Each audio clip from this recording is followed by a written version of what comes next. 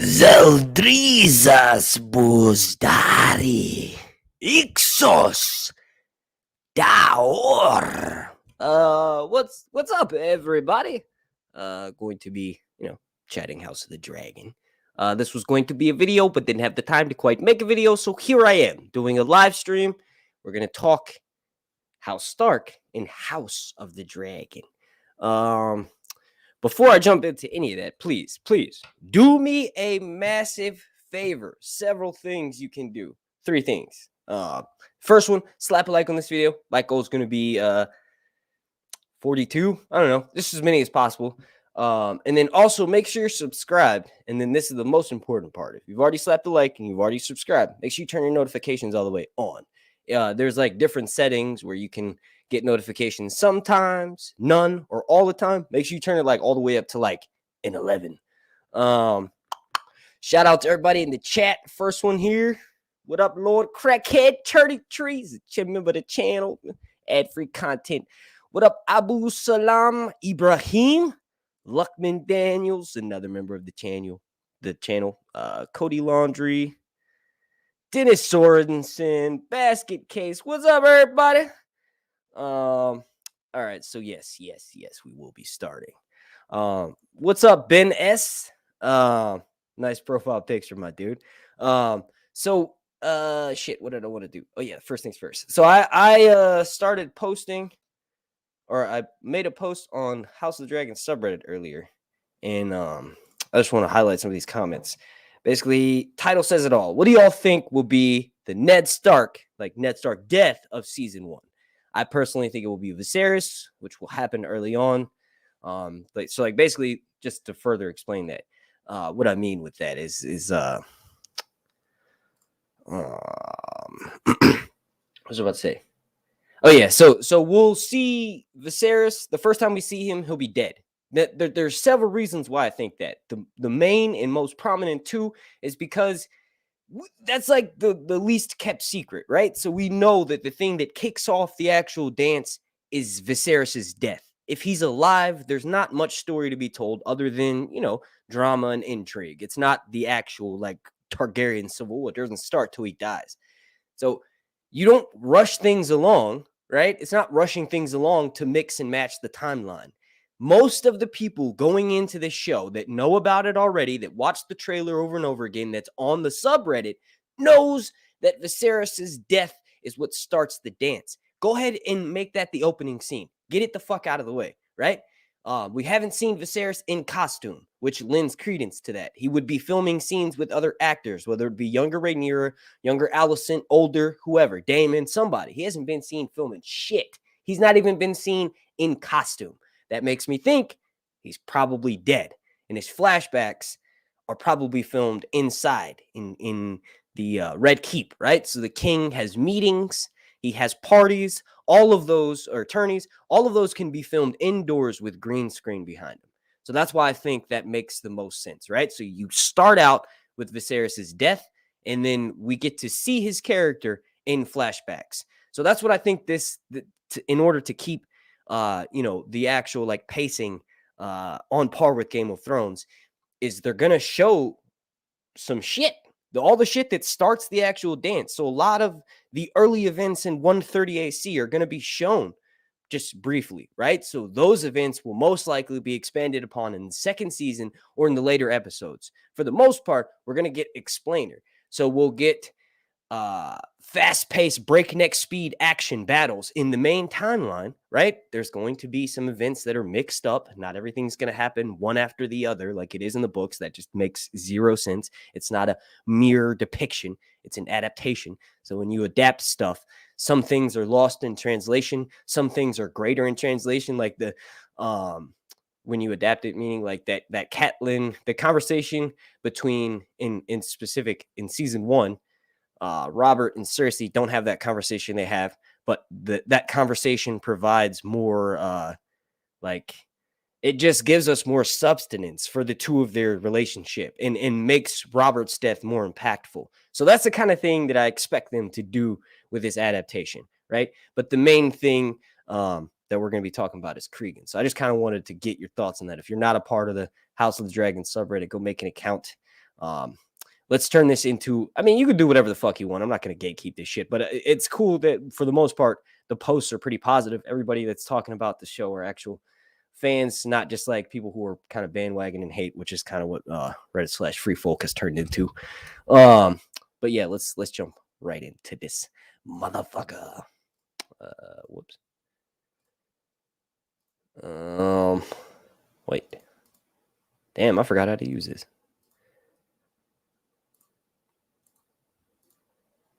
All right. Y'all should be looking at that big old image of Cregan. All right, so Cregan Stark. To sort of summarize, Cregan Stark is going to be, at least, you know, he is not that old, right? At least in the beginning of this story. A lot of his arc, some of the best parts of his arc don't take place until like the last, or won't take place most likely until the last few seasons. I think it's important that we have the Starks as a part of this series, right? So one of the houses that we kind of got to know a little bit of, or more so, some of the other houses that we got to know a little bit of, is kind of going to be replaced with the Starks. Like, we know, for the most part, Jon Snow and where House Stark's journey ends, but they still need to be a crucial part of this show. So I think what I'm getting at here is bringing in Cregan's plot line with his uncle, Bernard. That, in my opinion, would be a wise choice for the first season.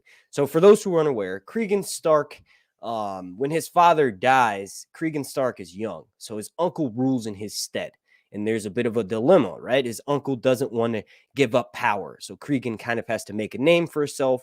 And the way that he eventually gets power is by imprisoning his uncle and his uncle's sons. And then he becomes, Lord of Winterfell. So I think that's going to be the for the most part, that'll be the major plot line for Cregan and the Starks in this first season, right? Or maybe first couple of seasons. It'll be stretched out. They'll be adding characters. Relating back to the thumbnail and kind of how we all know the Starks are the old gods. There's so many of them. Most people forgot their names, or they don't have names, right? So they worship weirwood trees. At one point in Westeros, weirwood trees were all over Westeros. There's a massive battle between the First Men, the Children of the Forest, the Andals, and eventually most of the weirwood trees don't go past a certain point, right? The ones that did were removed. So this new series has leaked images. Hang on, let me pull this image up. I just had it set up for the video, but hang on 1 second.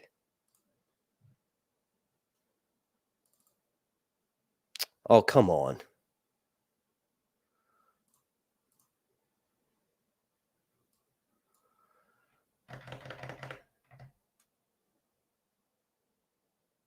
Of course.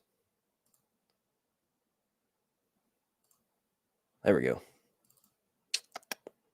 All right. So stop screen share, then share this. Let me zoom in. All right. So if you look in the back, and there's a different angle in the thumbnail, right? If you look way back there, that's a weirwood tree. If you look around it, that stone, the castle structure itself doesn't look, well, really anything like Winterfell. Although, to be fair, the courtyard sort of looks similar to, remember that scene in season 1? I think it's actually the first episode where Bran and Jon Snow and Robb and Rickon, they're all shooting arrows out in the field, and Bran keeps fucking missing because he's a dumbass. And then Arya shoots the arrow and fucking hits a bullseye. That kind of looks like the courtyard, but then, like, we've seen that so many times, especially in season 8. We have Arya and Sansa having conversations up there. I don't think so. Maybe, like, one of the things, I guess, let me pull up an image of Winterfell from season 1, right? There's like a famous image. Damn, of course it's not going to be fucking zoomed in. Oh, there we go. Okay, so there's a famous image, right, that we have from the outside shots of Winterfell. This was from season 1. This picture right here, I think this is from the first episode, right? It's when we see Robert's party riding up. But that kind of looks maybe like not all the way, but the spires and the spikes and castles, like those are going to be added in CGI. So it's quite possible that this castle, maybe it is Winterfell, is what I'm getting at. It's possible. Like if you look at it with sort of like a lightened image. But what I'm getting at is if this is Winterfell, right? The image. I'm just bringing up some more images of Winterfell. But if it is this image,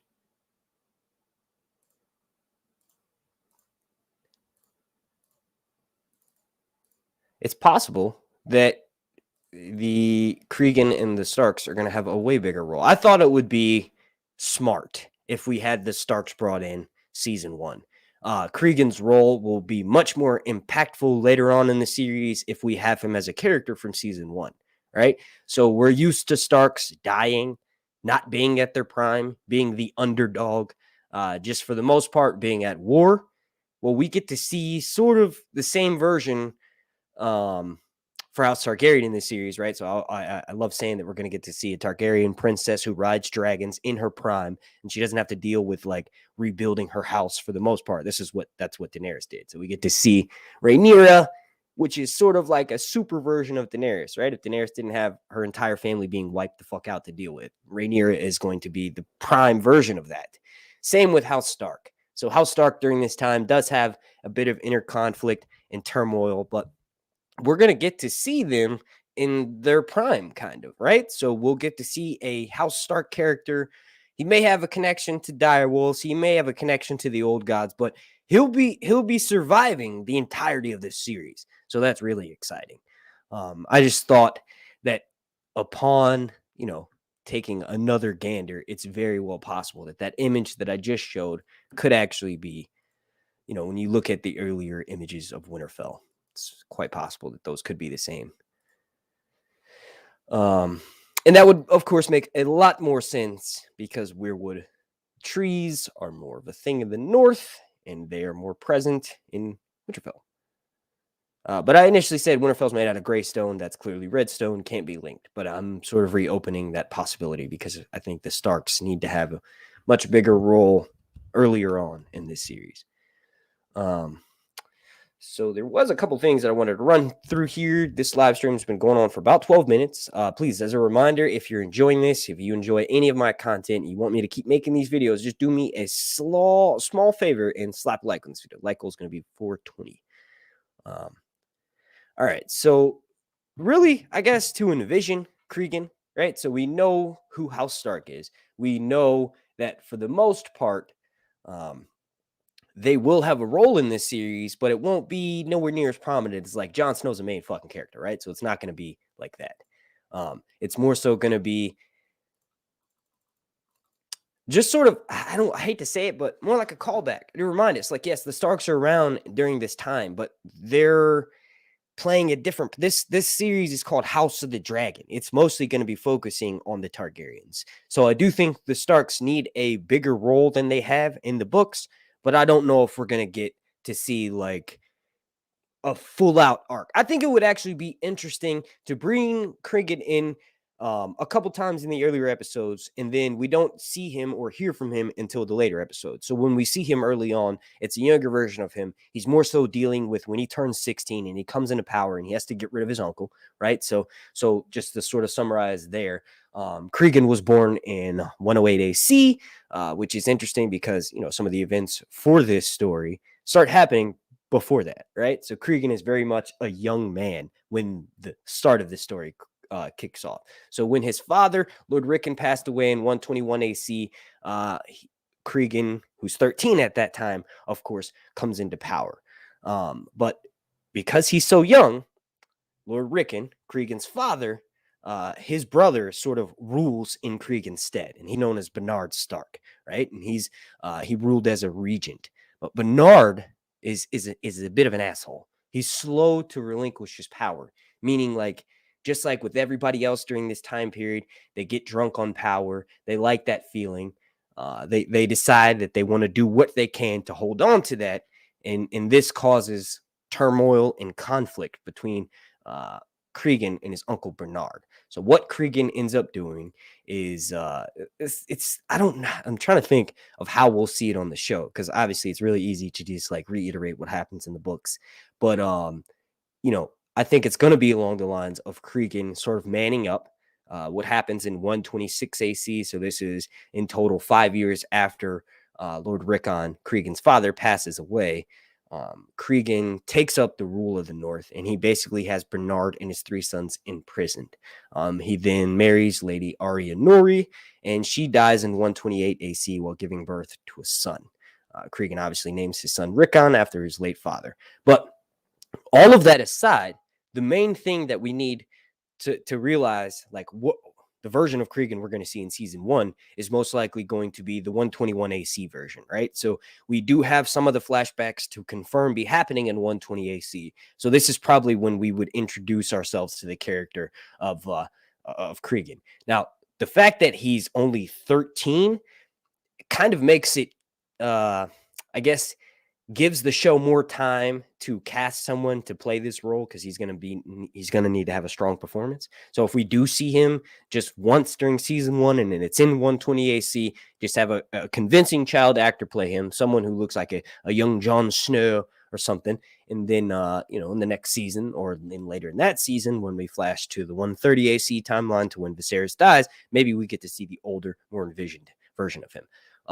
But it's kind of interesting, because I guess we can touch on this. We've only been going for a little while, but like after King Viserys dies, right? So that's technically in 129 AC, right? But the actual events don't really kick off until 130. So after he comes into power, he's in power for a couple of years, but basically what ends up happening is Rhaenyra sends her sons to sort of go and ask for help, because obviously she's being usurped by her mother-in-law. Her brother, King Aegon II, has just been crowned King of Westeros. She has just been crowned Queen of Westeros. She's been brought up her entire life to be thought that she's next in line with the Iron Throne. So I think it'll be interesting if maybe, damn, I am all over the place in this, but it would be interesting because Cregan is sort of loyal to the Blacks. It would be cool if we could maybe get a flashback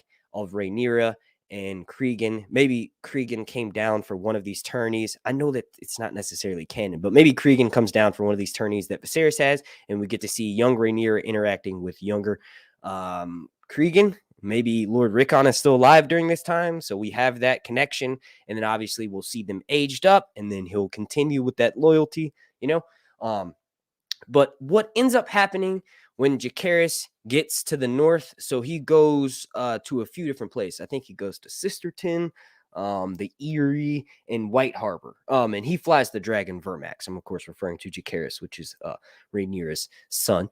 Jacaerys eventually ends up arriving at Winterfell in order to sort of negotiate with Cregan. And according to the history books, particular Maester Munkin's version, Cregan and the prince were like fucking besties. They got along really well. Jacaerys actually reminded Cregan of his younger brother who had died. So that connection between the two of them is something that's going to be, of course, explored on this show. It'll be really interesting to see. I can't wait to see a Targaryen and a Stark fucking hanging out. And obviously we have the implication of the Pact of Ice and Fire. But after they spend a bunch of time drinking and training, like sword fighting, right? And they spend time hunting together. They end up swearing an oath of brotherhood. This is obviously Grand Maester Munkin's version of the history, but it's crazy because even when you compare it with Septon Eustace's version of the story, he claimed that Jacaerys spent time trying to convert Lord Stark to the old god, from the old gods to the faith of the Seven. So there was definitely, when you cross analysis, reference, check all the source material, there's definitely at least one thing that's agreed upon is that there was a large amount of time spent at Winterfell. And if one version is telling you they're best friends and another version is telling you, oh, they even tried to convert each other, like Jacaerys even tried to convert the old gods, like, right? So if he tried to convert Cregan from the old gods to the faith of the Seven, that shows you that there's time, relationship, and a bond being built there. So I think this will be really interesting to see. I can't remember if Cregan has a direwolf, but just fucking imagine a direwolf and a dragon, right? Just on a hunting trip. Sound familiar? Season 8? Game of Thrones, anybody? I don't know. I don't really want to spoil what happens in the Hour of the Wolf, but I think this is a good point. You know, we're about 20 minutes in. The video would have been less time than this. I think this is a good point to start taking questions. That's one of the benefits with the live stream is that, like, in the video, I answer every single question, but in the live stream, I get to answer your question live. So if you have any, let me know, and I'll try to answer for the next couple of minutes. What's up, John Haymaker? What's up, Michael Stark, Barbie Tuck, Lord Commander Rafa, Divine Sharika, Ali Sobi, Irie Fan Geek. How's everybody doing?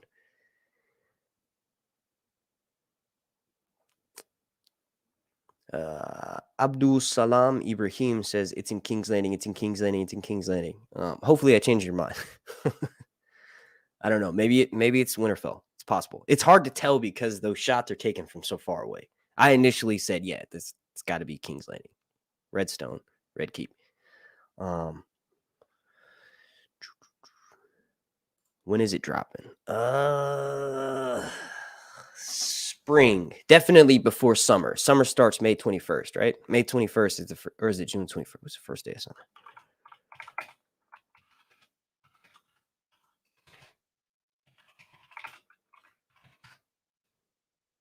Tuesday, June 21st. Yeah, so it'll be sometime in spring. So sometime before Tuesday, June 21st. I think it would probably make the most sense to come out around mid-May.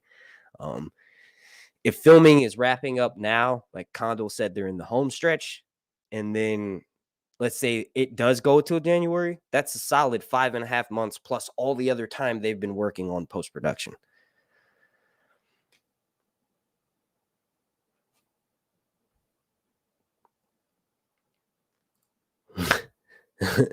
Yeah, it's insanely expensive.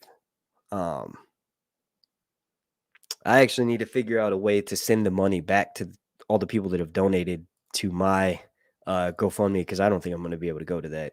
I have a baby that's going to be born right after that. House of the Dragon teaser was surely better than the Obi-Wan teaser. LOL, it looks like Disney Plus made a fan. Well, it's just a teaser trailer, but I'm a big fan of the prequel, so I'm super fucking excited about Obi-Wan.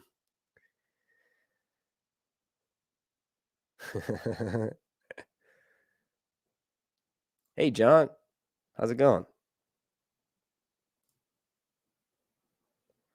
All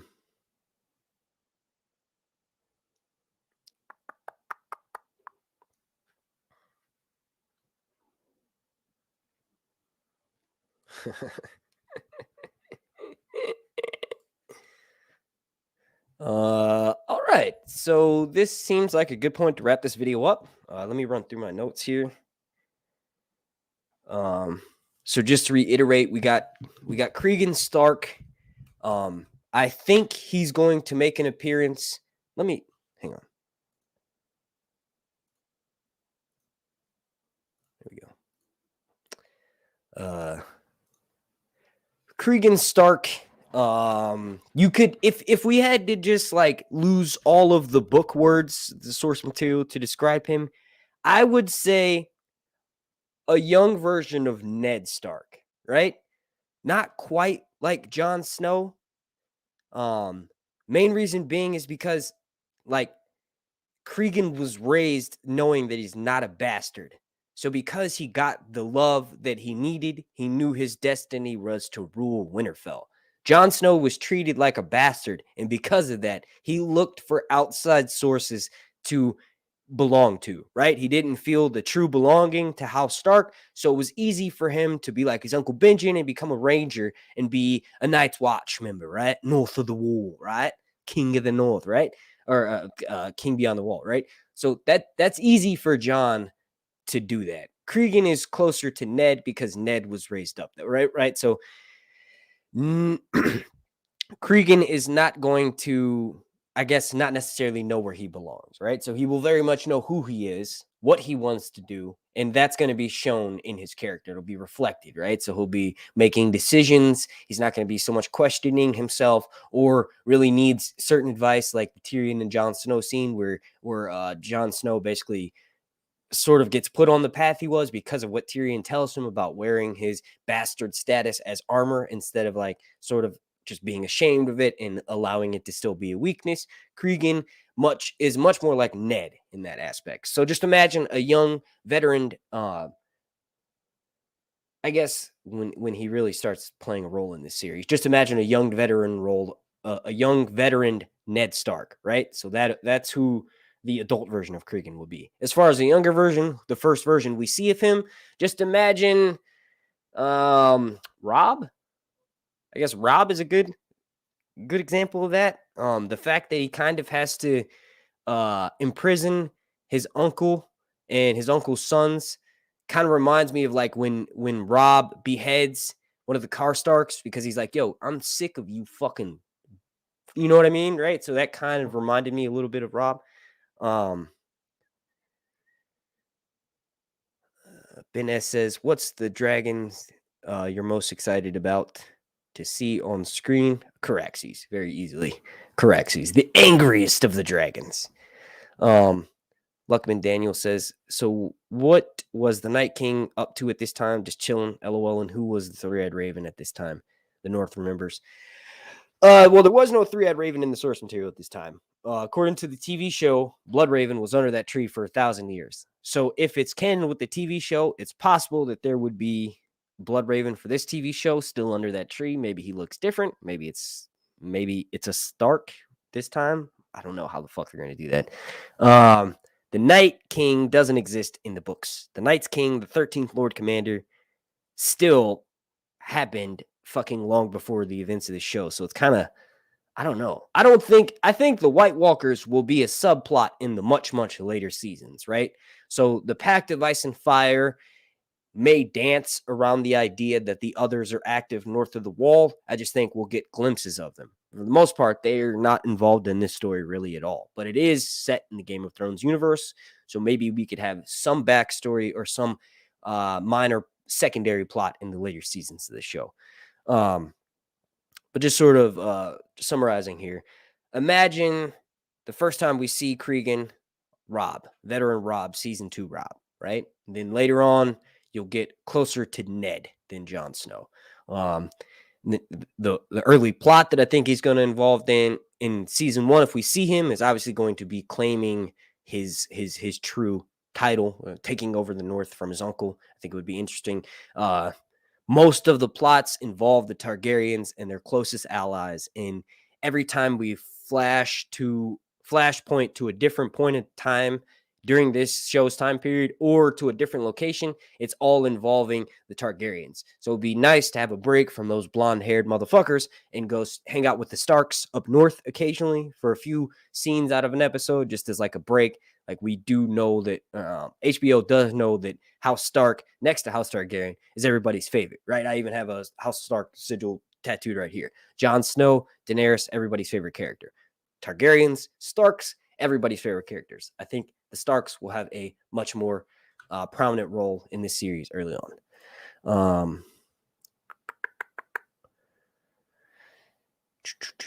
All right, so this seems like a good point to wrap this up.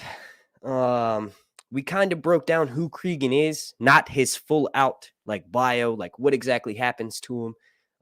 That's kind of silly because we're going to be seeing it on screen. And also, we're talking about how it's going to be adapted from the source material, and we don't even know if he's going to appear in the trailer for season 1. So it's kind of, I guess the last thing, I spent plenty of time talking about the Weirwood Tree and how I think that could potentially be Winterfell, maybe not King's Landing or Harrenhal. Potential castings, right? So there's been some, some younger dark-haired individuals that people thought could maybe be Rhaenyra's children. It's possible that maybe one of them might have actually been, I just heard my son cry, may have been one of the Starks. I was going to bring that up real quick to look to see if there's someone, more so after this video airs, so that someone watching this, maybe there's some castings that I missed that could potentially be Cregan.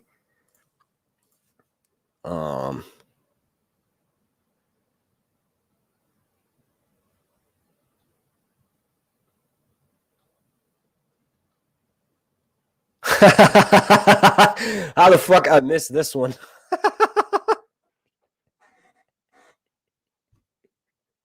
These were the first set of fucking images to come out with Daemon and Rhaenyra. And she's like looking off into the distance. We actually see that clip in the trailer. The two of them are like walking towards you. That's fucking hilarious. I think I want to fuck my uncle. Oh man, so silly. But yeah, it's a potential that some of these, I'm looking for the damn post with the kids, but I don't see any. Some of these kids are actually going to be a Cregan. Oh wow, it's been a while since some of this footage came out. This is Ray.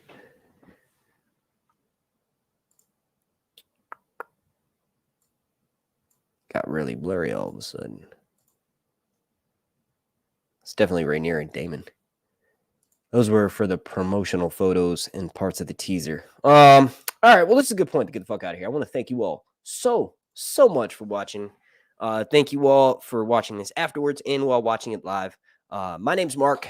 Hopefully this enlightened you a little bit about who Cregan Stark is.